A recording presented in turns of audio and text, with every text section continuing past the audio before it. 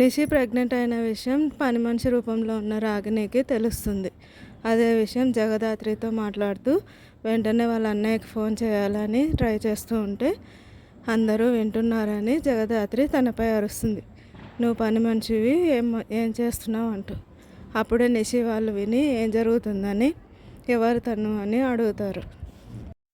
నిజం చెప్తావా లేదా అంటూ జగదాత్రిపై అరుస్తూ ఉంటుంది నిషిక. నువ్వు చెప్తావా, నన్నే కనుక్కోమంటావా అంటూ రాగిణి దగ్గరికి వెళ్తూ ఉంటే నిషిని ఆపి తను రాగిణి అత్తయ్య అని చెప్తుంది.